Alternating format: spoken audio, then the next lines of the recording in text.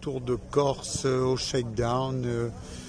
Aujourd'hui, pour les auditeurs de VIP Radio Online, un très bon début de rallye, dans la mesure où le Shakedown est le début du rallye, mais on va dire d'essai, avec des passages sympas sur une route corse typique, très sinueuse.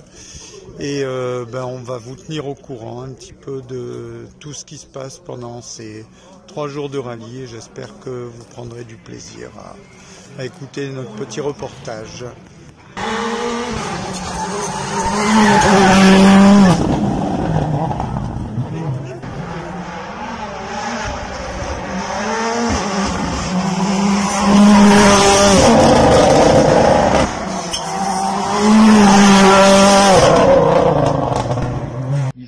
Il en connaît. Voilà, depuis des années. Bon, pour VIP Radio Online, là, Jean-Claude Liénard qui vous fait un petit clin d'œil aux commissaires du rallye qui sont là depuis très tôt le matin. Ben justement, bonjour messieurs. Alors, vous êtes sur place depuis quelle heure là? Nous, il est 10h, 10h30. 10h30 ce matin. Ah ouais. Et puis, vous venez de quel coin? La Corrèze. La Corrèze, eh bien, alors vous avez fait du kilomètre pour venir ici, ouais, d'accord. Et dites-moi un peu, comment ça vous est venu là de faire commissaire et voilà, vous en avez eu l'idée comment vous êtes venu au sport auto? La passion. Ouais. La passion et puis le fait de connaître tels gens qui sont directeurs de course ou autres et puis qui vous permettent de rentrer un petit peu. Ah ouais. Voilà. Des copains, un petit peu, monsieur? Oui, la famille. Est-ce que vous-même, vous avez été plus près du sport auto, je sais pas, en faisant copilote, en montant dans des bagnoles de course? Oui, en montant, on a une association aussi. Ouais. Qui s'appelle? De MCJ Motorsport. Ah, d'accord, d'accord. Bah écoutez, un grand merci à tous ces commissaires qui donnent de leur temps, de leur passion pour la course automobile. Et puis bonne suite pour la journée, bonne continuation pour les autres jours. Merci. Je vous remercie.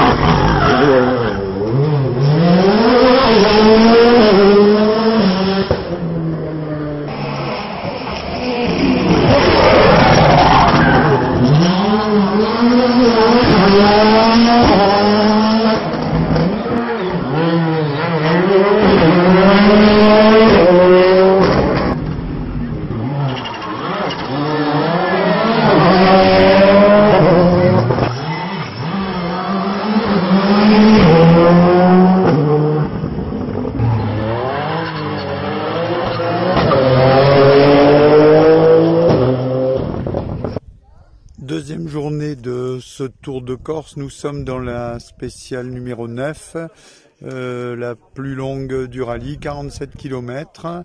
Le départ a été donné et rapidement nous allons vous donner quelques images des leaders de cette course et peut-être d'autres concurrents qui nous offrent un spectacle toujours très prenant.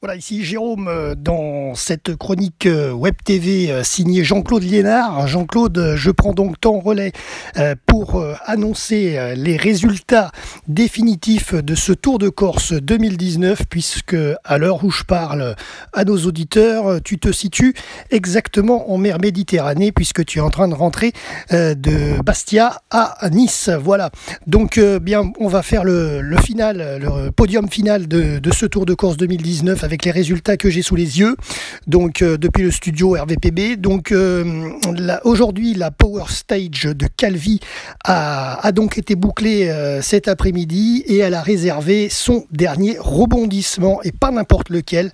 Leader avant les 19 derniers kilomètres, Elfyn Evans crève et a offert la victoire sur un plateau à Thierry Neuville. Le Belge signe donc son premier succès en 2019 et prend par la même occasion la tête du championnat du monde des rallyes. Sébastien Ogier, lui, sauve miraculeusement son week-end avec une deuxième place devant le malheureux Evans qui tenait la barre dans ce Tour de Corse. Ensuite, Dani Sordo et Timo Sunninen complètent le top 5 et ensuite le Britannique Mec, 9e du classement général, s'impose dans cette Power Stage. Voilà, donc je le répète, le podium final, Thierry Neuville et Nicolas Gilsoul. Deuxième, Sébastien Ogier et Julien Ingrassia. Et troisième sur le podium, donc Elfyn Evans et Martina Scott.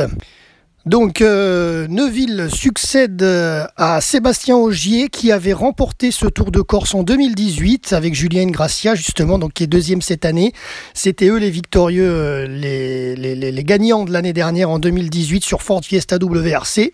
Voilà, et sinon concernant le prochain rendez-vous du WRC avec le calendrier 2000. Bien, chers auditeurs de Vip Radio Online, nous quittons la Corse après avoir vu une fin de rallye très intéressante, je dis une fin, mais aussi plusieurs jours de course absolument tonitruantes avec, vous avez pu voir quelques belles images, vous avez pu entendre nos commentaires.